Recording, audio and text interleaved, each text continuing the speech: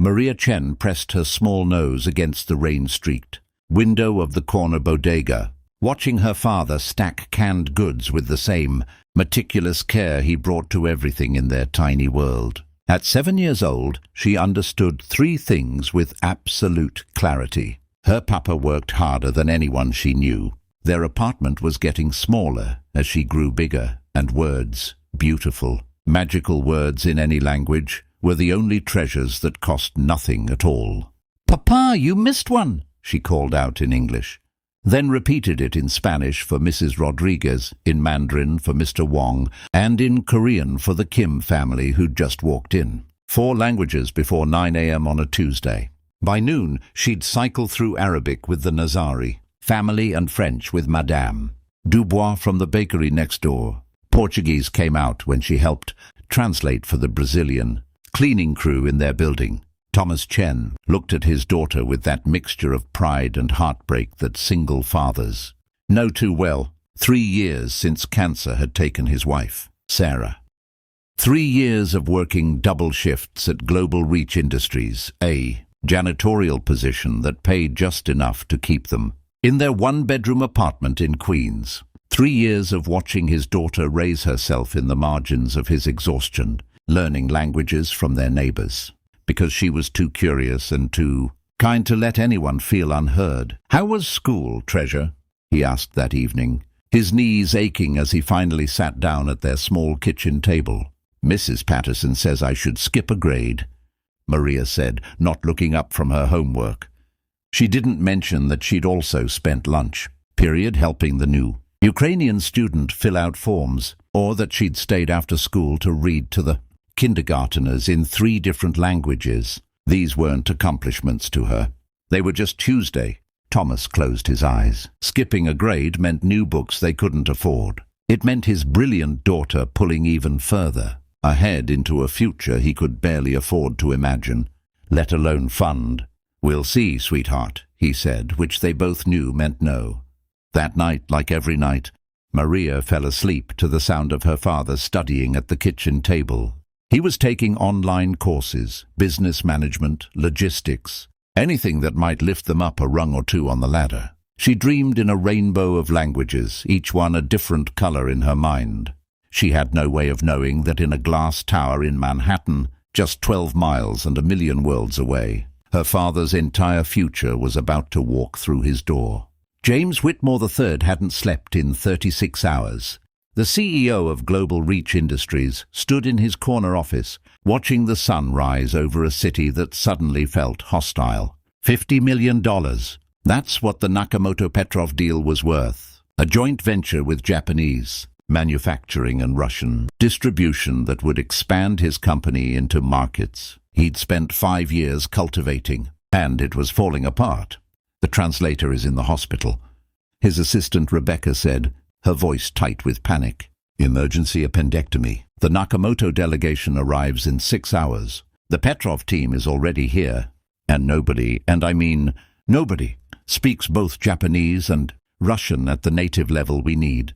"What about the agency?" "They're sending someone who learned Russian in college and spent a summer in Tokyo." "Sir, these are delicate negotiations. Mr. Nakamoto's father is old school. He refuses to speak English in business, deals as a matter of principle, and Petrov's team is already insulted that we don't have proper Russian speakers on staff." James sank into his chair. $50 million. His company's biggest expansion, and it would die because of a translator's appendix. "Find someone," he said. "I don't care if you have to pull them off the street." Thomas Chen was emptying wastebaskets on the 42nd floor when he heard the commotion. He'd learned to make himself invisible over the years. Executives didn't like remembering that someone had to clean up after their power lunches. But this was different. Rebecca, Mr. Whitmore's assistant, was practically running through the halls, her phone pressed to her ear. "I need someone who speaks Japanese and Russian fluently by noon." "No, you don't understand. Fluently, like they grew up speaking it. I don't care about certifications. I need—" She nearly ran into Thomas's cleaning cart. "I'm so sorry," she gasped, already moving past him. "My daughter," Thomas heard himself say. Rebecca stopped, turned. "What?" My daughter speaks Japanese and Russian, and 5 other languages. She's 7. The words hung in the air like something impossible. Rebecca's expression cycled through disbelief, desperation, and a wild hope that felt dangerous. This is a $50 million negotiation. It's not. I can't bring a child into... She's better than any adult you'll find, Thomas said quietly. She doesn't just speak languages. She understands people. She's been translating for our neighborhood since she was 4. 20 minutes later, Thomas was in James Whitmore's office, still wearing his janitorial uniform. While his boss stared at him like he'd suggested they consult a magic 8-ball, your 7-year-old daughter, yes, sir, can translate high-level business negotiations between Japanese executives and Russian distributors. Yes, sir. I know how it sounds. James looked at the clock. 5 hours until the meeting. He thought about his own daughter, away at boarding school, who could barely manage Spanish homework. He thought about the deal, about the hundreds of jobs it would create, about his reputation crumbling. Bring her in, he said. But Thomas, if this goes wrong... It won't, sir. I promise you it won't. Maria had never been in a building this tall. She held her father's hand in the elevator, wearing her best dress, a hand-me-down from the Patel family upstairs that her papa had carefully altered. She wasn't nervous. She'd spent her whole life making people understand each other. Rebecca crouched down to her level. Maria, do you really speak Japanese and Russian? Hi, Mochiron, Maria replied in perfect Japanese. Da, konekno, she added in Russian, her accent flawless. Rebecca's eyes widened. How did you... Mr. Tanaka owns the restaurant on our corner. He teaches me while I do homework there. And Mrs. Volkov lives in apartment 3C. She was a teacher in Moscow. She likes having someone to talk to in Russian. It makes her less lonely. James Whitmore, watching from his office doorway, felt something shift in his chest. The conference room felt like a United Nations summit. The Nakamoto delegation sat on one side, 5 executives in impeccable suits, their faces professionally neutral. The Petrov team faced them, 3 men whose expressions ranged from skeptical to outright hostile. In the middle, looking impossibly small in a chair they'd hastily adjusted, sat Maria Chen. Thomas stood outside the glass wall, his heart hammering so hard he thought it might crack his ribs. Mr. Nakamoto spoke first, a long statement in Japanese. Every executive in the room leaned forward. This was the moment. Maria listened carefully, then turned to the Russian delegation. Her voice was clear, respectful, somehow both childlike and impossibly mature. She didn't just translate the words, she captured the tone, the respect, the subtle business formality that Japanese required. Petrov's lead negotiator responded in rapid Russian, his words sharp with frustration over previous miscommunications. Maria turned back to Mr. Nakamoto. Again, she didn't just translate. She softened the edges where Russian directness might offend, Japanese sensibilities, but kept the meaning intact. She understood what her teachers had never quite articulated, that translation wasn't about words. It was about building bridges between different ways of seeing the world. For 2 hours she worked. When the executives argued about distribution timelines, she caught a nuance in Petrov's Russian that the Americans had missed. He wasn't being difficult. He was protecting his workers' schedules around Orthodox holidays. She explained this gently in Japanese and watched Mr. Nakamoto's face soften with understanding.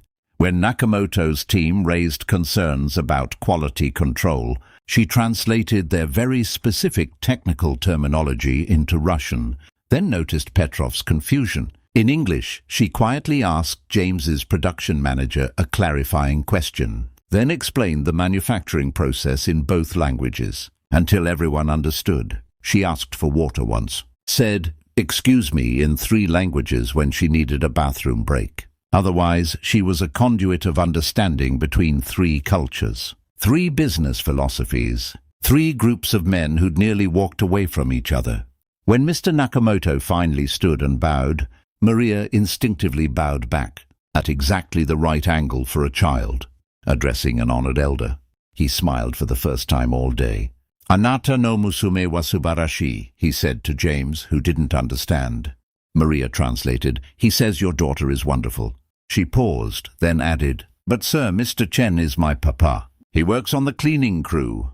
The room went silent. Mr. Nakamoto's expression shifted.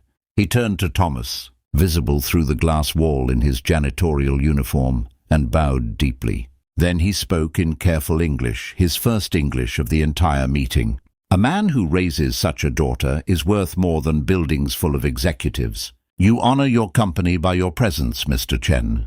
Petrov nodded slowly. "In Russia, we say, 'Show me your children, and I'll tell you who you are.'